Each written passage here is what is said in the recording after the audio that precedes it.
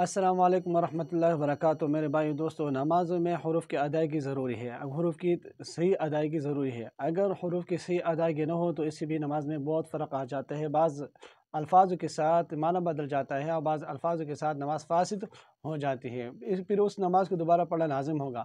جیسے کہ ہم پڑھتے ہیں ولضالین ولضالین، ضاد کو اس مخرج سے ادا کرنا، اور اگر ایسا پڑھ دیا ولدالین تو اس نماز نہیں ہوگی، اس نماز کو دوبارہ پڑھنا پھر لازم ہوگا۔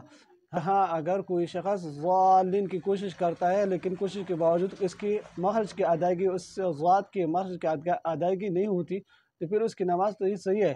لیکن اگر کوئی شخص وہ ضالین کی جو مشق نہیں کرتا اور ضاد کے بجائے ضا پڑھتا ہے اور دال پڑھتا ہے تو اس کی نماز نہیں ہوگی۔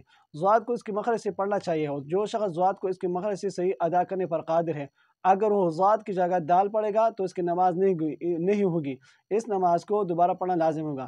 اور جو شخص ضاد کو اس کے مخرج سے صحیح طور پر ادا کرنے پر قادر نہیں، وہ اس طرح بھی ادا کر کے نماز پڑھے گا، نماز ہو جائے گی۔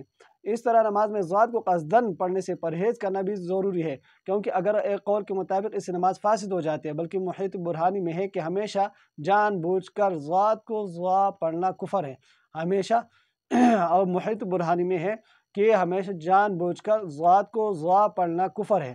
ہاں، اگر کوئی شخص ضاد کو اس کے مخرج سے نکالنے کی کوشش کے باوجود ضا یا دال کی مشابہت کے ساتھ ادا ہو جائے تو نماز صحیح ہوگی، مشابہت کے ساتھ۔